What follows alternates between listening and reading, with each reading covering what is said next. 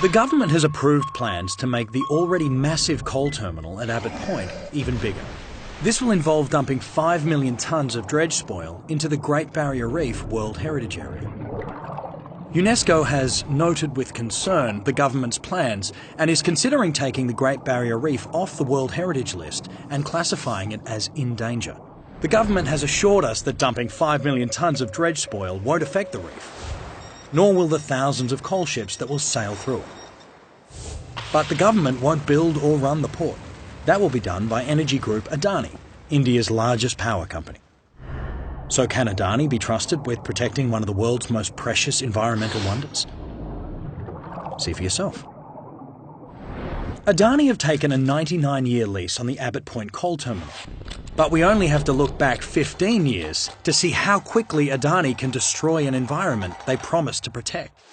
In 2001, Adani began operating a similar coal port in Mundra, India, built on a mangrove forest. By 2012, they'd been accused of so many environmental breaches and illegal activities that the government created a special committee to investigate them all.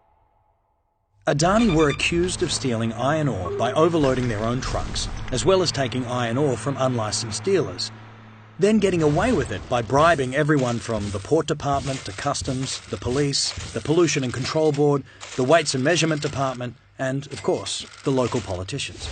Between the Environment Ministry and the High Court, Adani were accused of an almost impressive variety of environmental breaches, including building airstrips and aerodromes without permission and building water intakes on other people's land without asking. When the Adani Group did seek permission to expand their port, they were accused of deliberately concealing and falsifying facts. They also ignored a little part of the contract that promised to hold public hearings, so no one in the community could raise concerns. The Australian government has promised that Adani's new port won't affect our Great Barrier Reef. Well, Adani's agreement for the Mundra port promised no existing mangroves shall be destroyed during construction and operation of the project. But they were. They destroyed 75 hectares of mangroves in a conservation area. And how did they do that? By dumping dredge spoil on top of them, then funneling water away from the mangroves, letting them dry up and die. The most recent Adani coal plant in India will see them build a dam that will flood 6 villages and destroy over 5,500 hectares of land.